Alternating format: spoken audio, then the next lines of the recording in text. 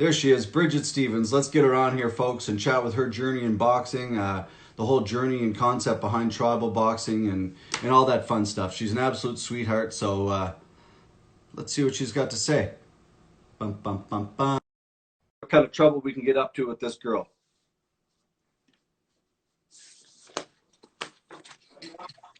Hey, how you doing? How are you? How's things? Good. First, I would like to congratulate you. That was an awesome fight card that you put together. It was a pleasure to be nosing around. It was really beautiful. Good job. Really good. Awesome. Well, thank you so much. I appreciate that very much, especially coming from someone like you. I'm just telling you, if it was my first time going into bout, like a lot of guys, all the amateurs, I would have been shitting my pants because it literally felt like a UFC bout. Yeah, right? Yeah, we put a lot of heart and soul into it, right? coming out of the stage, and it was beautiful. Good. Well, that means a lot. I really appreciate that, and that's the whole idea behind it. Like you and I spoke about this before. I kind of have the same ideology as you do, right? And it's about giving back. And I'm not like you. I never competed at a high level or any trained at a high level either in MMA or anything, but I have that feeling about giving back and growing the sport, and that's, I find, as a promoter, it's the best way to do it. Put on a good show. There you go. Nice. Cracking me up so much. I gotta be all in style now. I don't have any. I should have brought mine. Oh my God! Just need my gold chains, and I'll be one of the top trainers. There you go. Wow. Thank you. How you been anyway? How's that? How you dealing with this whole thing?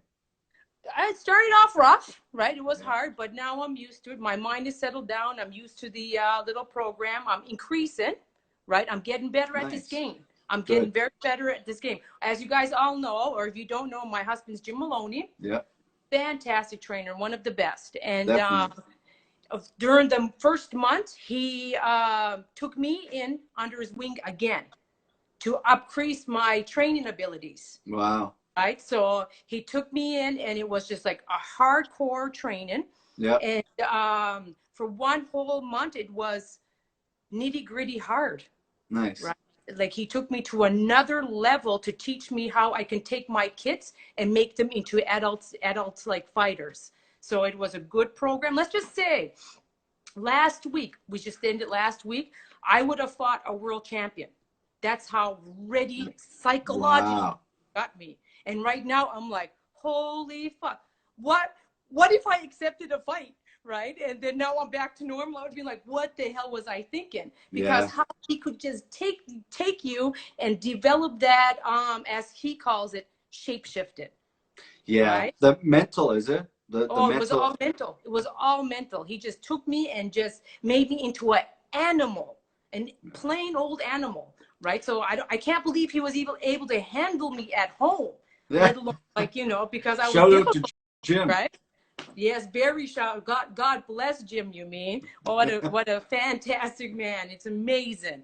Well, you're both great people. I've only recently come to know you guys in the last year, but you've done so much for the community, and it all started with Nathan. Is that how? Like when you came back? How? Like, I don't know if you're comfortable talking about the injury and all that kind of stuff. No. Oh no, I'm the person that's dangerous for you instead, because I'll talk about my whole life. Yeah, like how did it all go down, and then you shifted like to go from a bad injury. Obviously, you were training down with Mickey Ward. You had a bad injury, and now not a lot of people can put that ego and that bullshit aside and come back and do what you're doing. You know what I mean? Not everybody. People want the glory for themselves. How did you do that? Overcome that? Now look at you now, changing lives on a daily basis. When I took Nathan on, it was even like half-heartedly in the beginning, because I was like, oh man, because I wanted everything for myself. So when Nathan's all of his bouts until like 2 to 3, like before the last 3, I would cry after every single bout. I was so heartbroken that couldn't be me. Yeah. Right. So it was so hard, but he gave me the energy to. Then I got a couple little kits that I said I would take on, and then it just grew from there. Like something that was so hard, I took the negative and I made it into a positive. Yeah. Well, you can feel it though. Like I've only been in your gym once, and I only need good crew, don't I? I only needed to be there once. And it's Yes. just like a wonderful feeling. And you know what the secret is? If an asshole walks into your gym, throw them out. Yeah. That's it. True. That's True the enough. secret recipe, right? And Yeah. God bless Jim, right? He's the one that trained all of us to have the martial arts hearts. Yeah. Right. So we Yeah. help one another. We work together. We're not just in there for ourselves. We all Yeah. literally help one another out. It's a really good program. We're It, really it, lucky. is that something that's typical of boxing gyms compared to, like, I know martial arts, there can be martial arts gyms that are like that. I've been plenty of them too, but there's lots of them that are super. I find if it's a jiu-jitsu based MMA gym, which majority of them are now, they're pretty humble and down to earth, easy to talk to. But are boxing gyms more like yours now, or are they kind of still like? They could be. They could Yeah. be, right? Because very territorial. Going into Yeah. somebody else's gym usually means that you're in there to, Sure. spar with them, to want to Yeah. take them on. And so when you walk in, people look at you and, they get a Yeah. little stand back. But with us, we're like, come on in. You're Yeah. welcome. Come on. You need some water. You need some this. We'll help you. Yeah. Whatever it takes to get to the top, right? Yeah. And I think that's such an important attitude because, like, you and I both know, we have no, it's like the whole, it's like it's at the end of the day, it's just like life. Am I going to judge someone walking down the street? No. So why would I judge them walking into the club thinking that they couldn't be a world champion?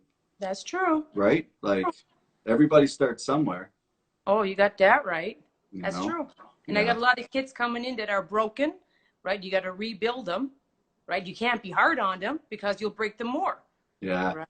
So that's the program that Jim took me into.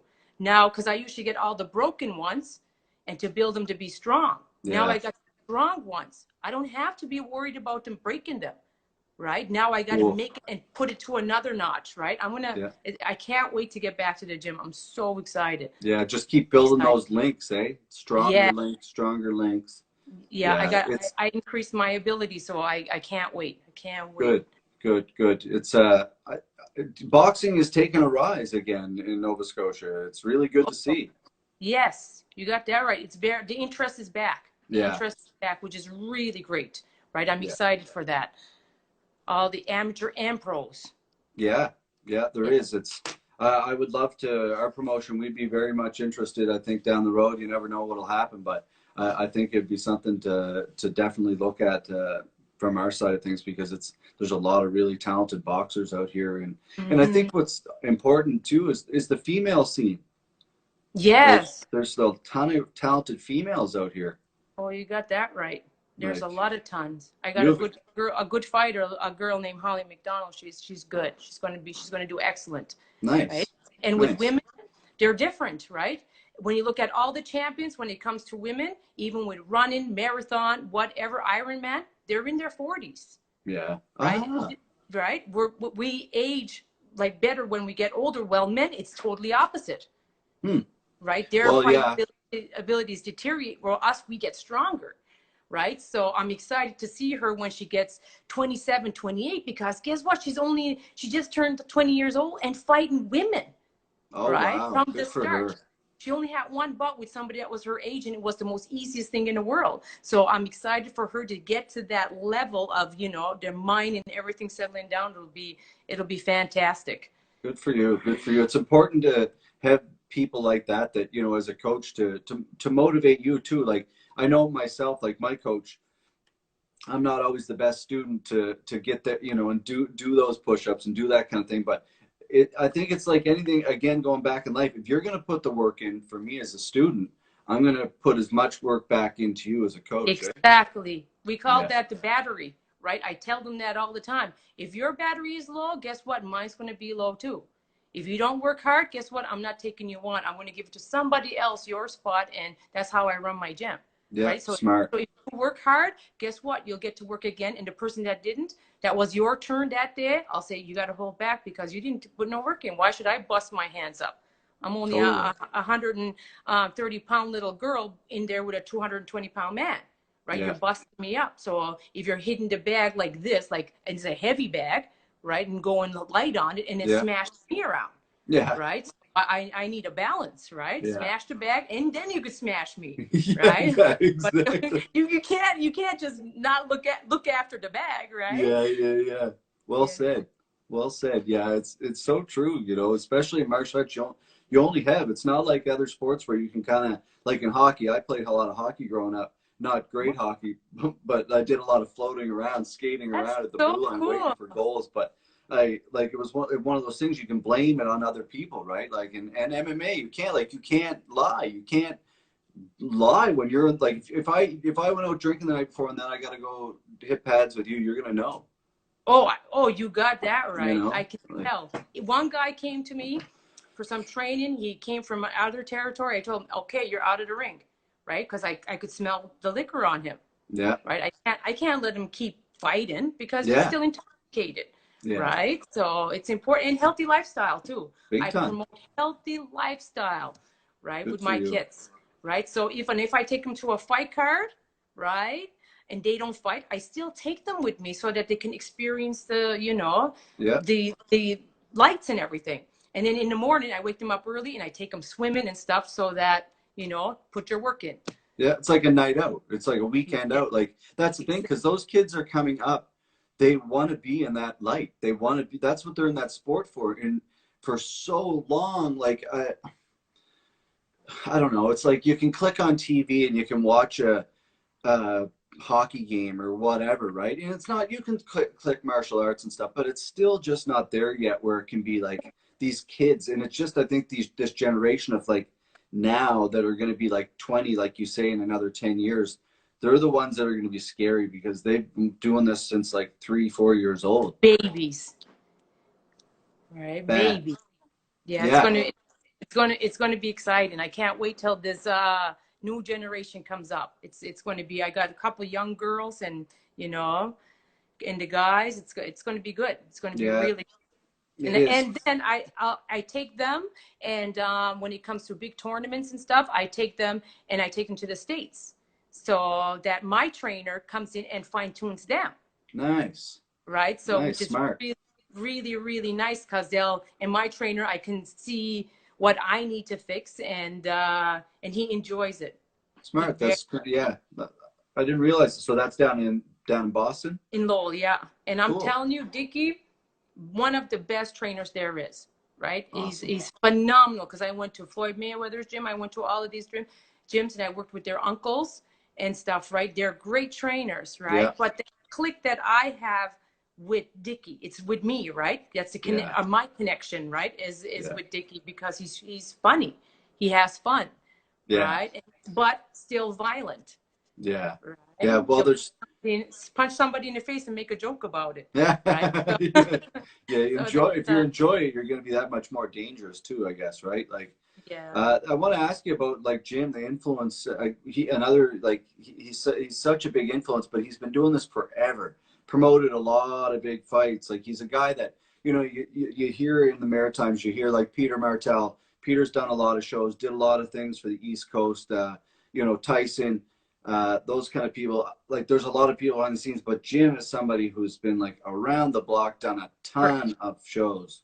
Yes, all the world titles, all the everything came Yeah, over big here. big events. Yes, Yeah, that's.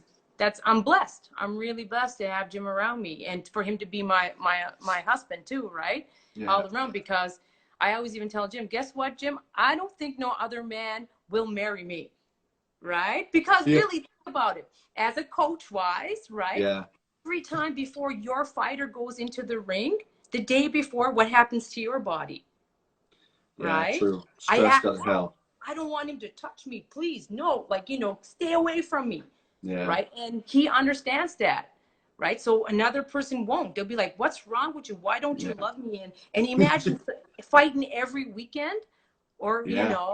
and then True. having that, like even just putting your fight card together, you end up getting that peak and Oh, Jesus. If it because were, yeah. Yeah. it's fight time. We're all Yeah. getting ready. Right? I So I had a rough go with that card actually. I got fired about two and a half weeks before that card from my like real job. So to oh throw all my that on top of it, it was just the most. God. But again, like you can't break me. No. It's I don't give a shit. Do whatever you want. I'm gonna walk in there with no suit. I'll walk in there naked with no legs if I have to put that show on. No, You you have to walk do in what you there got to naked, do. even with a job anyway. that's it, right? Like that's the thing. Yeah,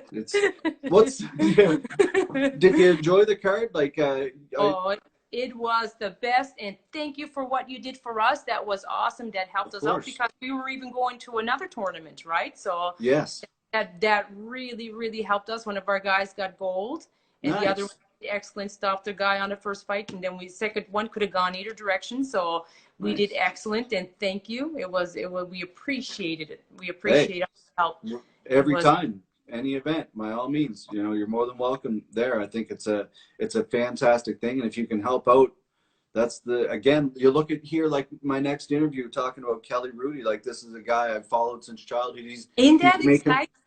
Yeah, like it's just something random, you know, like he's just doing out of the goodness of his heart. He doesn't have to do it. And you look at this kind of time that we're doing, especially in Nova Scotia, how easy it is to talk to one another, that no one does it anymore. And it's so important to be good to one another. And that's why I love you and your whole concept of that, Jim. I think it's so important in this day and age, because martial arts too, in boxing, combat sports, gets a bad rap sometimes. It really does, you know, like, so if you can put a face to it sometimes, I think people, oh shit, like that shit. No, we can't really say a bad rap too, right? Because it's our loved ones going against their loved ones. Yeah. Right? Yeah, true. So if we go against them, they're going to have that little anger. They're going to be angry and mad at you and I understand that, right? So if they're acting up and they hate me, I'm like, you know what? That's okay. That just means you love your student, and that's great. True. Right? If you came and pat me in the back and tell me how great I'm doing beating up your guy, that's when I wouldn't have respect for you. Yeah. Good competitive fire's not hurting anybody. Exactly. Yeah. Right. It's good. So it's good. So I understand everything. So if anybody's grumpy with me, I'm like, it's all right. It's cool, man. I don't mind. It's all good. Good. That's good. That's important, because I struggle with that sometimes myself. Not as much now, but before, when I started getting in promoting, I was like, oh, why doesn't that person like me? You know, but fuck, whatever. You can't please everybody, right? So no, but I got that mentor too, right? I got Jim right beside me to be able to guide me along with everything, right? He'll be like, no, you got to understand the dynamics of everything, right? You act up before they go in, right? You can't hold it against, they can't hold it against you forever. It's not your real heart. You're just getting ready for war. Yeah. Right. True. So, and then we hold everything in, not realizing that we're just preparing our minds for that deadly battle. Yeah. Yeah. I don't know if fighting compares in any way to promoting at all. No, I think it's harder, because imagine how much we're acting up too, right? And then we're like, no, we're not fighting that guy. Are you crazy? I hate his trainer. I hate this. I hate that. And then you have to try to put the puzzle together and make everybody happy. And we're the most hardest people to make happy. It's definitely hard. Yeah, it's not everybody, but you know, it's like anything in life, you have that 10%, but in fighting, the personalities are so big, right? Mm-hmm. Yeah, that's true. It's important. That's why it's important, again, to have a good coach and a good mentor and a good manager and a good person who can look after you, like you, to guide these people through the process, right? I got a great team, really good team.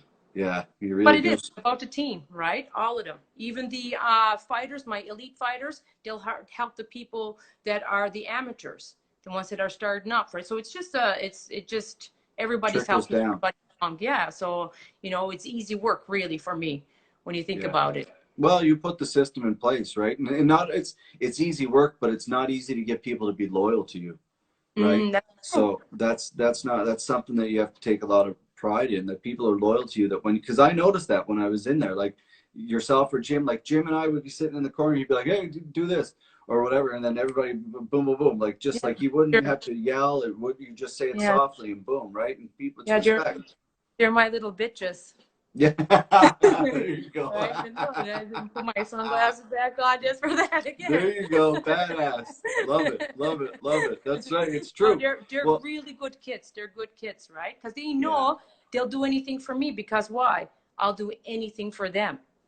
Yeah. Right? Anything they need. If they need a place to live, I got an extra bedroom for them, right? If they need food, if they need clothing, whatever, I'll give them every ounce, right? So that's what it's about.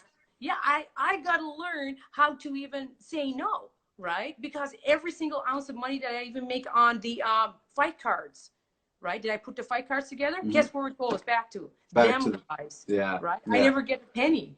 Okay? So we need to change that for you. Yeah, I need to change that a little bit, right? Because That's I'm right. broke, but you know what? We're happy. We're Good. really, really happy. Good. Well, it's important, right? Like the giving back is probably the most important thing you can do in any regard. And I think that's why I wanted to have you on. I think tribal boxing is such a dear thing to what I've done. I've done some charity work before, and not that's, it's just like a nonprofit kind of gym, and it really touched me. So I think what you're doing is incredible. And if we can help in any way, shape, or form moving forward, again, let me know. But how can people get out and follow you guys on, you're not on Instagram, I believe, but can they just reach out and message you? Just on, majority of it is on Facebook, right? Okay. My phone's acting up. It's not been, and with Instagram, it's just usually all work, right? I mean, I don't even follow nobody. Yeah. Right? So even all my fighters, I don't follow them. It's just when I go on there, I stay focused. I'm studying a game plan for what I'll be teaching the next day. Right. So that's why even when people message me, I don't get them, because I'm just so zoned into that little section of studying. Okay. Right. My game plan. So usually Facebook is way better, way easier. Okay. Right. Okay. Or yeah. Cool. Facebook it is, folks. Well, there's if you want to reach out, if you're looking to get in boxing in Dartmouth and in the Halifax area, you can reach out to us and we'll put you in touch with, or reach out to Bridget, Bridget Stevens on Instagram, or Tribal Boxing Bridget Stevens on Facebook. You do great things. Keep it up. Keep up the great attitude. And we got lots of love for you over here. Thank you so much. I appreciate everything. All right. You stay well, and we'll talk to you soon. All right. Thank you, buddy. All right. Talk soon. Bridget Stevens, folks. Awesome. Very cool. She's, again, I've been to the gym, a wonderful, wonderful gym, a wonderful concept, great people, great fighters, great boxers, and do fantastic things in the community. So if you can get out and support them, make sure you get out and support them. Holly McDonald and all those guys and girls, keep it up. Good luck. Well, the time is now. You know, things sometimes happen in life for a reason. I don't know. But this next interview, again, you start these podcasts. We can't do fight events now. We're doing these podcasts now to stay busy and share some love around the world. And there's a lot of people doing really great things in the world. And Hrudey is my childhood idol. He's a guy I've been following for absolute ever. So I asked him to come join us here the other day. So without further ado, folks, let's welcome NHL legend, Hrudey. How are you, sir? I'm well. I've got to adjust my camera. How are you doing, bud? Oh, not too bad at all. Thanks so much for joining me. That was a nice interview with Bridget. Sure sounds like a nice person. She's a really, really sweet person. Tribal Boxing, it's like a non-for-profit kind of boxing club in Dartmouth, Nova Scotia. They do a lot of really great things there. Nice. Yeah. Hey, Derek, hang on one sec. I just have to grab a cold drink, okay? Yeah, no worries. I got one in my hand. Well, my cold drink's not going to be like the one I'm going to have a little bit later, but a mineral water is going to have to do. Nice. Well, cheers. Water. Sorry. Cheers, sir. I love it. I love it. Well, I'm absolutely honored for you to join me. Very cool. Again, you heard my story from a little town in Pictou, Nova Scotia. So to have you joining me, I'm pretty honored. Thank you. I just want to say, before we start, the Hrudeys are sending all our love to Nova Scotia. Tough times. Thank you.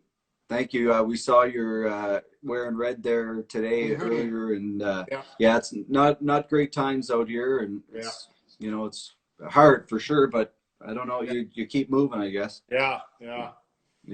Try to, anyways, right? Do your best. Yeah, well, that's it. Yeah. How are you keeping busy out there in Edmonton? You know, surprisingly, Derek, I've been pretty busy this week. I was thinking this week looks pretty slow, and all of a sudden, you know, late last week, I'm getting all these requests and conference calls and things. And I'm thinking, yeah, you know what, I should just jump on this, because, you know, it's good for my sanity, and we can spread the love like you were talking about before, and good things happen, you know. And I like talking and sharing all our thoughts, because some of our thoughts when we're talking about the pandemic, I think we're all in the same boat. We all of us have some good days, some of us have some bad days.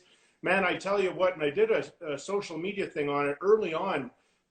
My wife got so stressed out the first weekend that this pandemic really blew up, and we're trying to get our heads around it and figure out how life is going to look different, right? And so that Sunday, like, our family's really trying to dig in, and we're trying to do the best in terms of self-isolation and social distancing and washing our hands, all the things. Yeah. And staying away from our family. But that first weekend, we did have everybody over for dinner because you like to, right? And you miss that now.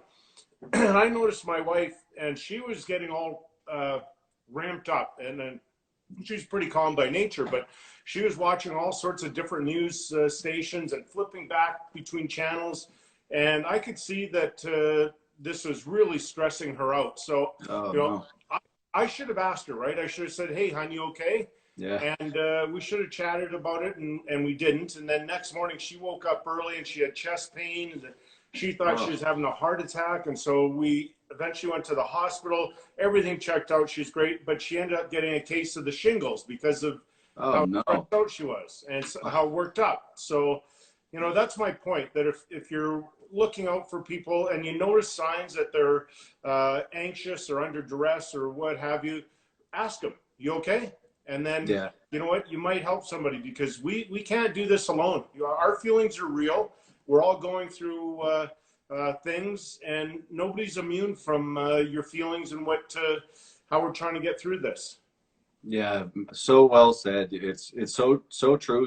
At the end of the day, it's affecting everybody pretty much the same way globally, right? Yeah, and right. There's no time for ego, that's for sure. Yeah, that's right. And not only like emotionally, but your concerns about finances are real, and you've got to chat about that with whomever you need to, your spouse, your partner, your family members, your friends, about this is really bothering me. I don't know what it's going to look like when they relax some of the rules, and how will I look on the other side? So, man alive, we've got some stressful times for a lot of people.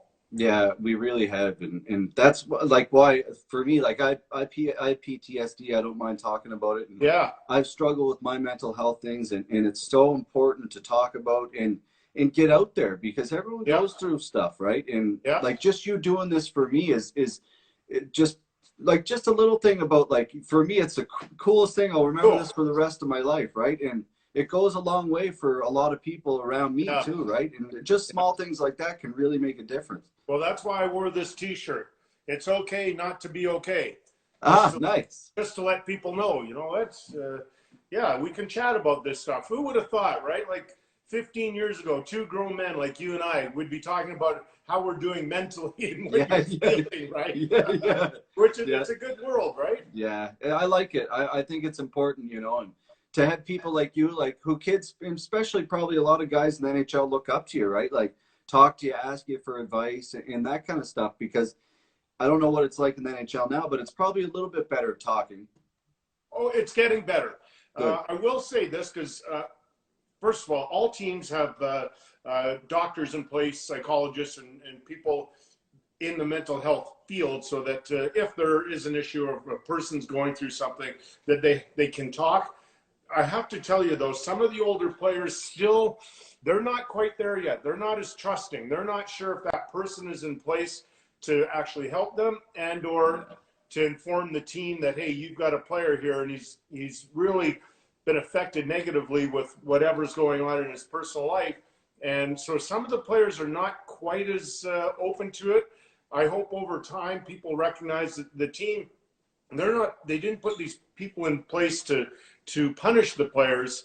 They're there to help the players. And I know a lot of young players really take advantage of it. Derek, so the Canadian Mental Health Association will say that, will tell you 1 in 5 Canadians suffer. Well, I'm here to tell you that it's far more than that. Yeah. I'm not sure what the number is.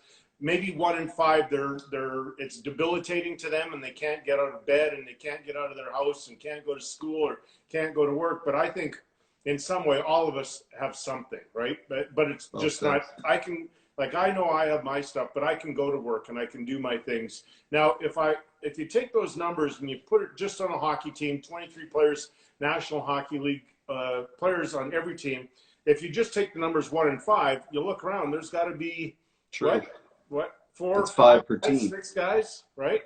And so it's really important that they have these mental health workers that can help out when the guys are really struggling. Big time. That's so well said, because when you crunch the numbers like that, you really look at it. And I think too, as athletes, that's what, again, I deal with a lot of fighters and stuff. Yeah. And, you know, like you look at, like, you competed, you're in a Stanley Cup on the biggest stage in the world, like those nerves, like to hear you say, oh, I struggled with that, you know, like, yeah. or, like, I'm sure you sat on a bench when you were lacing up your skates some night and you're like, oh, I don't want to do this tonight. Right. Or some nights I was like, I just don't feel like it tonight. I'm missing it, right? Like, you know, one of the things I would do every once in a while if I knew I was in that position, because kind of in warm up, you haven't, for me anyways, I had an idea if I was going to be okay or not.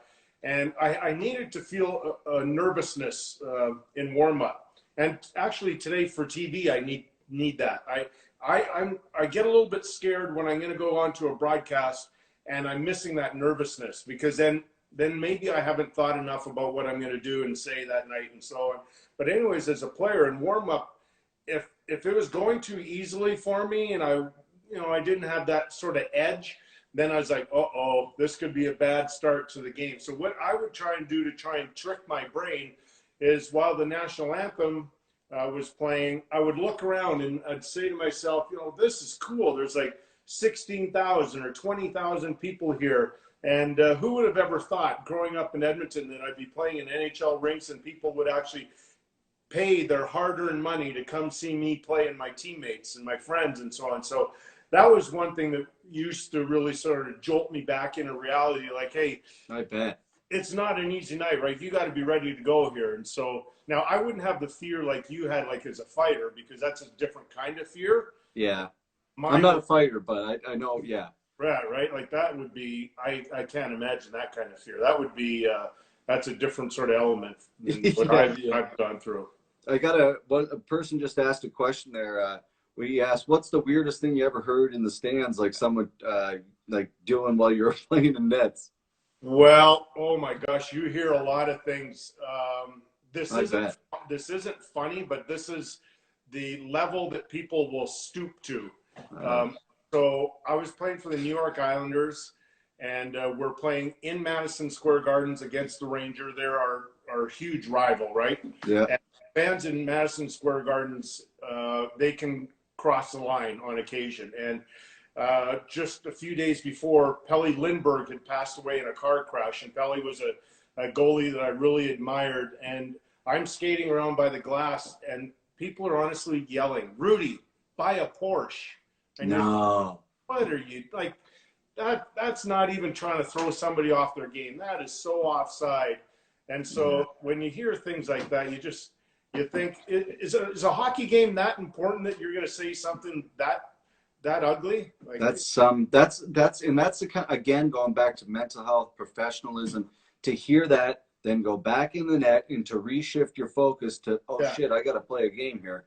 Yeah. It's an incredibly hard thing to do. I'm sure. Not that I know, but the one thing though, people do say a lot of bad things to you, but you do get pretty good at sort of forgetting about, or sort of what's the word I'm trying to, closing it out or not hearing it, or you're pretty good at that. It's because it just becomes sort of like a rumble to a certain degree. Yeah, I'm sure you'd have to after a while. It's I guess. Yeah. I gotta ask you, Kelly. Do you still have the helmet and the bandana? Oh yeah. Damn. The teams. Well, back in the '80s when I played, teams weren't as protective of their equipment. Like at the end of every year, you were given basically all your equipment that you wore that year, and so I kept most of all that stuff. And then when I finally went to Los Angeles and I had a chance to play with Gretzky, he gave me really good advice early on. He said, make sure in your contract, because there wasn't a standard player contract like there is today where everything's spelt out and your contract would look the same as mine and mine would look the same as Sidney Crosby's and everything. But back then you could put in your own sort of clause clauses. And Wayne said to me, make sure you get a clause in your contract that says you get to keep all your game used equipment and your sticks. And so I've got a couple storage units here in Calgary with sticks and cool. equipment and equipment from, I was lucky enough to represent Canada twice. Yeah. So I have that. So yeah, good for you. Cool. One day I've got to get rid of it, but that will come here hopefully sooner than later. Well, if you ever think about getting rid of that helmet, by all means, let me know. I would love to take it off your hands for whatever you need to get. I'm sure there'd be a hell of a lot of bidders for that one, though. But it's, yeah, like, yeah, I grew up that number 32. Where'd the number, why 32, by the way? Okay, so when I grew up, I always wore number 30 as a kid because I idolized Bernie Perrant and some of these other guys. And but so when I went to Medicine Hat for the Western Hockey League, I wore 30. When I went to New York, I was able to wear 30. And then when I was traded to Los Angeles, the day of the trade, the trainer calls me and he says, what number would you like? And I go, but my head wasn't thinking quite right because you're still reeling from the trade. Yeah. I go, how about number 30? He goes, well, you can't have that one because that's hanging up in our rafters. That's Rogie Vachon's jersey. So it was as simple as I go, well, what else do you have? He goes, how's 32 sound? I go, perfect. Oh, wow. So, right? So it was that simple. I wore 32 for about 10 more years, all my time in LA. And then when I went to San Jose, I also chose 32, but I kind of did it with a heavy heart because Arturs Urbe wore 32 in San Jose before I got there. And my personal feeling was Arturs was an incredibly important person for the Sharks franchise. Like he was a dynamite goaltender. He was unbelievable. And by the way, he is also a super classy guy. Cool. So I thought, I don't know if I should take 32. And is it too soon? Somebody's going to take that number. But I had worn it for 8 years in LA, and I thought, no, I think I may have even asked him at some point, or maybe if I didn't ask him, I apologized later when I saw him for the first time. That, sorry, I wasn't trying to disrespect you or what, you know, the number you wore in San Jose and your presence, but he's a very gracious guy. So classy about it. Yeah, very good. Yeah, that's it. There's such, I'm sure behind hockey, there's so many, you know, it's like anything, I guess there's characters, right? But when push comes to shove in behind the scenes, everybody's probably pretty friendly. Yeah, they are. Yeah, pretty good. I can tell you, I played for 15 years in the NHL, and I bet there's only about 5 or 10 guys at the most that I really dislike. Now, some guys didn't hang out much because we don't have a lot in common, but that doesn't mean they're a good person or a bad person. It's just that we didn't have much in common. And the older you get, by the way, that makes it even more difficult because you have a lot less in common with a 22-year-old when you're 37, right? And so their interests are vastly different than what mine would have been. It's funny you say that because I'm 39 now, and I noticed that, like, doing these interviews or being a promoter dealing with fighters, like, I kind of think, oh, okay, these guys are kind of the same age as me, and then I'm like, oh no, definitely not. Like, there's a difference there. I don't know what the difference is, but it's like you say, you just don't. There's relation, like you just don't relate in some things, right? And it's funny. It's funny when you do notice it. It was great. My last year in San Jose, going into it, I pretty much knew I wasn't going to play beyond that year. My contract was running out, and I was losing interest in the game, and the game was becoming harder for me to play. You know, I really thought that my skills were diminishing pretty quickly, and what I really found was it was harder to practice with these guys because I'm 36, 37, and they're young and they're flying. And normally for me, when I was in my prime, practice wasn't hard, right? Like, you practice hard, but it came naturally. And, you know, you didn't have to really put your thinking cap on. It just came so naturally. And then I was finding near the end, like, holy, I've got to really prepare mentally for this practice even. And, but anyways, going into that last year, I really took a liking to a young player on our team, Patrick Marleau. Oh, and nice. He was a young kid coming up. I believe he was about 18, might have been 17 in camp or something. And then one day I was going home after practice, and I thought, you know, I'm going to ask my wife, Donna, and the girls what they would think of having Patrick live with us for that last year. Wow. And so they agreed that'd be kind of cool, but we all thought that maybe we should go out for dinner and just see if we're compatible, right? If we can get along. So nice. We took Patrick out to this really nice restaurant in the area we lived in, San Jose, and we got along really, really well. He's such a polite kid. He was raised properly in Aneroid, Saskatchewan, and so we got home. Patrick went back to the hotel downtown where he was staying at the time, and we chatted with our kids, and we decided yes. So we like it, and so the next day I met with the general manager, Dean Lombardi, and I asked him what he thought of that, and he loved it. He said, "Oh, automatic. If you wanted him to live with your family, we'd love it as well." So we gained that friendship, but there were things that, you know, I was 36, 37. He's a lot younger than I am. But you know where we really bonded? Two things. When I would carpool with him to go to practice or to the rink, because I really fed off his enthusiasm. And secondly, and I'll never forget,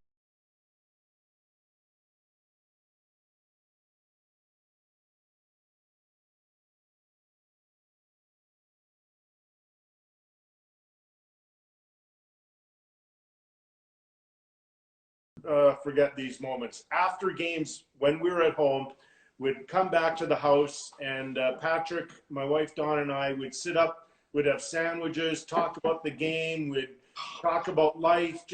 We'd sit up till 3 in the morning most nights and just chat about life and family. Oh, such cool. Yeah, you can't beat those experiences, right? Yeah, and I think that's what a lot of people forget about. Kenny Reed has been very good to me in my life. Nice guy. He's been a really big. He's made Pictou proud. Him and his brother both. They've done very well, and Kenny's done really well for himself. And Pictou's a small little community. He's done really well and helped me out a lot. And when he went to work for the A Channel out in Calgary, it kind of showed me that, because he'd interview people like, you know, random people in the Flames or whatever, and it just kind of showed me like, wow, like these people are real people. Yeah. Like just real people, like, you know, like they just happen to do a little different for a living, but that's it. You know? Oh, totally. And that's always gets me when I meet a lot of people, and we're all the same. You know, maybe we have different jobs, but for the most part, everybody's kind and looks you in the eye and hopes that everything's going okay for you. And just because you happen to be an actor or a sports person or whatever, you know, all the same. Amen to that, folks. Like I couldn't agree more. I'm kind of speechless to even be talking to you, Kelly. Again, it's an honor for me to have you on. You're a guy I've followed my whole life, and it's been super cool. I don't want to take up too much of your time. I got one final, like, where can people see you this upcoming year? What's the plans? Well, that's with whatever happens, I guess. Yes, that's and every week I have at least 2 conference calls, and I can tell you, for all the hockey fans out there that are wondering, it seems like every week there's a new discussion or a different discussion about what might happen and how it might look and when it might happen, and so I can tell you though that if you're reading some of these stories out there, some are true, and you can pin your hopes on some of them, but some are a little bit out there. So I wouldn't get too concerned with what I'm reading about right now. I think just be patient. I'm pretty confident that we're going to have a Stanley Cup handed out this year, and then the start of next season. So I'm pretty confident there will be a Stanley Cup. And I think Gary Bettman really wants it to happen, which is important because, you know, the one thing I really like about what Gary's doing, well, many things, he and Bill Daly are awesome, but they're trying to get this game back, but they're not looking at all the obstacles or all the roadblocks and saying, it's too much. There's just too many things happening. We can't do it, and it's not worth the effort. Every single problem that they come across, they're looking for solutions. They're not saying we can't fix this one. Every single thing is it's nice because I really feel that they're going to make it happen in the safest way possible. They're not going to jeopardize anybody's health, and they're not going to risk anything like that.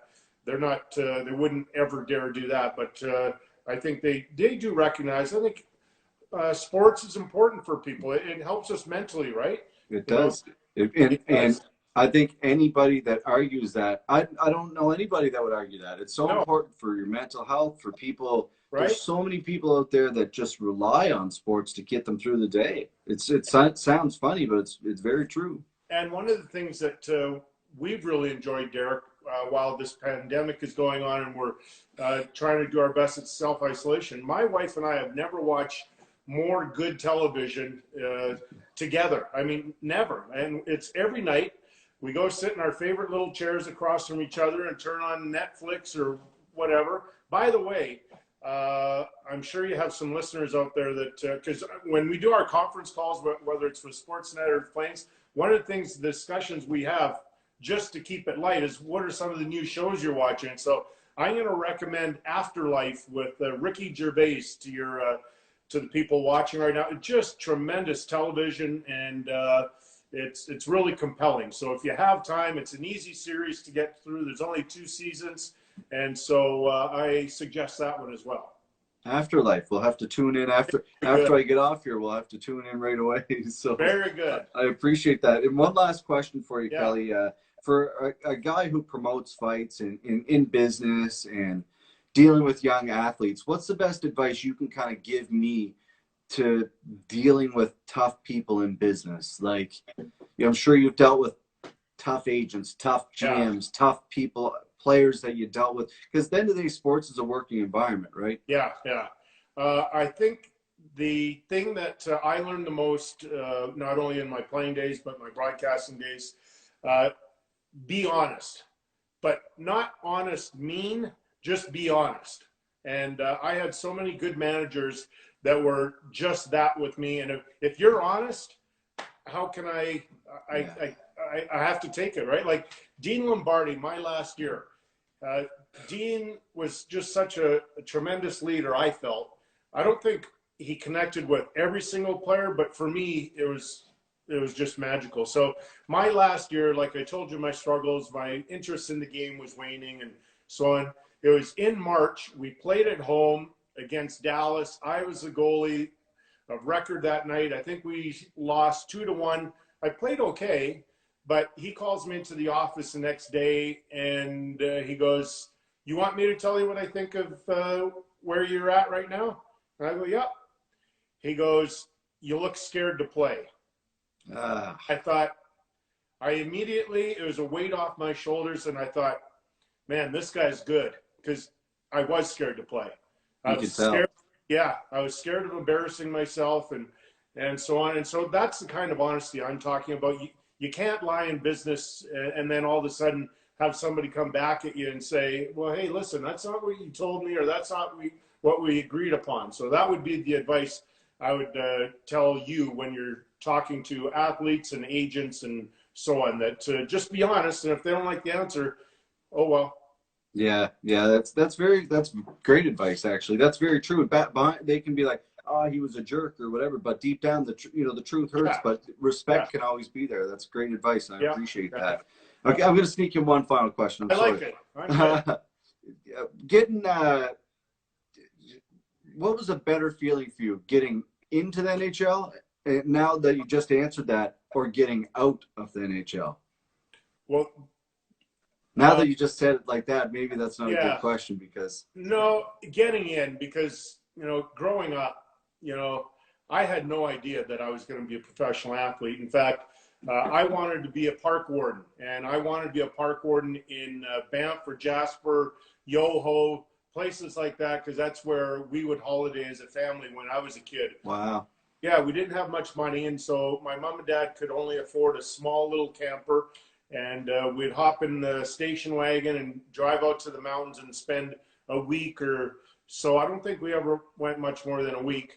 And they gave me a love for the Rocky Mountains that has never left me. And so I wanted to be a park warden, and then this stupid game of hockey got in my way. Yeah. Well, But thank you.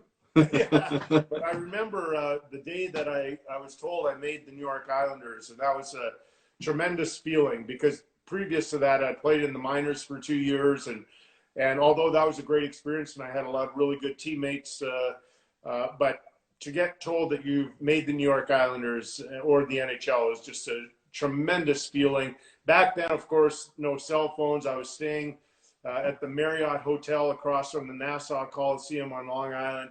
And I remember I was kind of like Sylvester Stallone in the movie Rocky, you know, when he's running up the stairs and pumping his fists. I was running across the parking lot and I was swearing and saying, yeah, yeah. And then I get to my hotel room and I called my mom and dad and told them, and it was just a incredible, really gratifying day, right? Yeah, well, they're probably, I guess that's why I said that, getting out, because like sometimes, you know, like anything, you're like, okay, I'm ready to get out of this, but it would be hard to compare to getting that call, to getting drafted, the overwhelming feeling of making that goal, right? And you know what, I was lucky also when I was leaving the NHL. I also had a pretty good idea I was going to be offered a job at Hockey Night in Canada. So my disappointment about leaving the NHL as a player, I was able to turn it around, kind of like, hey, there's something waiting for me that I can really sink my teeth into, and that I didn't think anyways I was going to have that time where I was like, now what do I do, or what do I do with my time now, because I'm only 37 years old and I need to stay busy. And so I was lucky to get offered a job with Hockey Night, and I've been there ever since, 21 years, which is crazy. Yeah, it really is. And you do a fantastic job. I love watching you. Thank you. It's unfortunate with what's going on this year, but fingers crossed it'll get back and you can get on there. So I agree. Again, I want to thank you for joining. Anyone who follows us out here at Fight League Atlantic, make sure you give Kelly a follow. A childhood idol of mine, a good family man, a good husband. I know that you guys have been together. I read that you're kind of similar to my parents. You've been together your whole life, high school sweethearts, raised a lot, like 3 or 4 kids, I believe. 3 daughters. 3 daughters. And we're grandparents, and so. Good for you. Yeah. It's incredible because not, you know, it's especially being as like a celebrity sports athlete, whatever you want to call it, to go up in all the ups and downs. Good for you guys for sticking together. That's incredible to see. So lots of love to you guys, and thank you for joining me, Kelly. It's been an honor. I appreciate it. Thanks, bud. Sending our love your way as well. Okay, thank you so much. Kelly Hrudey, folks. Hockey Night in Canada. Wow. Super honored. Very excited. That was great. That was, wow, pretty speechless, actually. A guy I followed for a long, long time. Anybody who's been close to me my whole life, that was something that I definitely never, ever thought would happen in my life. So cheers to Kelly Hrudey for reaching out and joining our show tonight. He didn't have to do that, but he did. And kudos to him. And pay it forward, folks. If you have the ability to do something nice, do it, because that's the way the world should be, and that's how we're moving forward. Myself, I was going to show you something, but my hands are full of ink. Anyway, thank you to all our sponsors here. I will show you. I'll give you a quick little prelude, a little surprise for all of you athletes at home that are. If you're an athlete at home, going to be fighting for us in the near future, or looking to buy some gear, we'll have some hoodies and shorts and all that kind of stuff available. Here's some shorts. I just wanted to give you a quick preview of the shorts. So they will come in white and also black. I don't know what do you guys think you like better, guys and girls? Do you like the black or do you like the white? Either way, these will be for sale here in the next week, along with hoodies, shorts, Speedos, whatever we can find. No, just hoodies, shorts, and pants, I believe. So, yeah, stay tuned to our website next week. Again, thank you very much for tuning in, everybody. Bridget Stevens, you're a doll. I love you. Keep doing what you're doing there at Tribal Boxing. Kelly Hrudey, I love you too, man. Thank you for joining in. You're an absolute stud, and keep watching on Hockey Night in Canada when we can, folks. We'll see you tomorrow night. We got a great episode lined up for tomorrow night. We got Andrew McLeod coming on from Enterprise Rental Car. We're going to talk about rental cars and what happened in that industry. That industry is not going good right now. So we're going to talk to him and hopefully get some good news. As well, we're going to talk to Steve Epple. Steve Epple is the owner and photographer for Fight League Atlantic, and the photographer for Fight League Atlantic, the owner of Top Rope Photography. Super sweet guy, so very excited to chat with him. And then Alicia Sims from Truro Buzz. White for those who don't bleed. That's right, I don't bleed. All right, folks, lots of love to you. We'll talk to you tomorrow. If you can be anything in this world, be kind. We'll see you tomorrow.